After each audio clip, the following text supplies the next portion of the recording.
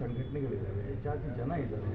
ಅವರ ಜಾತಿ ಬಗ್ಗೆ ಅವ್ರ ಗಮನ ಹರಿಸಿ ಅವ್ರ ಜಾತಿಗೆ ಏನು ನ್ಯಾಯ ಸಿಗಬೇಕು ಅಂತ ಸಂಘಟನೆಗಳು ಮಾಡೋದು ತಪ್ಪಲ್ಲ. ಆದರೆ ಸರ್ಕಾರವೇ ನೇರವಾಗಿ ಯಡಿಯೂರಪ್ಪನವ್ರಿಗೆ ಕರ್ನಾಟಕ ರಾಜ್ಯದಲ್ಲಿರುವಂಥ ಲಿಂಗಾಯತರ ಬೆಂಬಲ ಇದೆ, ಭಾರತೀಯ ಜನತಾ ಪಾರ್ಟಿ ಬೆಂಬಲ ಇದೆ ಲಿಂಗಾಯತರಿಗೆ. ಒಂದೇ ಕಾರಣಕ್ಕೆ ಲಿಂಗಾಯತ ವೀರಶೈವ ಅನ್ನೋಂಥ ಇದನ್ನು ಸೃಷ್ಟಿ ಮಾಡಿದರೆ ಇದು ಕಾಂಗ್ರೆಸ್ನವ್ರಿಗೆ ತಿರುಗುಬಾಣ ಆಗುತ್ತೆ.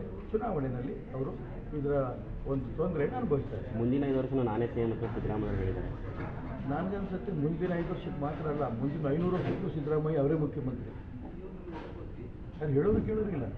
ಪಕ್ಷ ಒಂದಿದೆ, ಶಾಸಕರು ಅಂತಿದ್ದಾರೆ, ಜನ ಇದ್ದಾರೆ. ಪ್ರಜಾಪ್ರಭುತ್ವ ವ್ಯವಸ್ಥೆ ನಂಬಿಕೆ ಇಲ್ಲದಂಥ ವ್ಯಕ್ತಿ ಈ ಮಾತನ್ನು ಹೇಳಬೇಕು.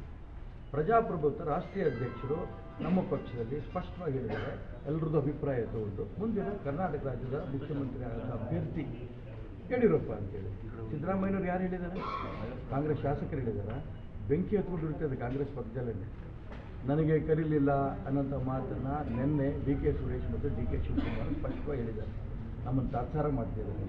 ಮತ್ತೊಂದು ಕಡೆ ಪರಮೇಶ್ವರರೇ ಹೇಳ್ತಾ ಇದ್ದಾರೆ, KPCC ಅಧ್ಯಕ್ಷರು, ನನಗೆ ಅನೇಕ ಬಾರಿ ಬೇಜಾರಾಗಿರೋದು ನಿಜ, ನಮ್ಮನ್ನು ಯಾವುದಕ್ಕೂ ವಿಶ್ವಾಸಕ್ಕೆ ತಗೊಳ್ಳಲ್ಲ.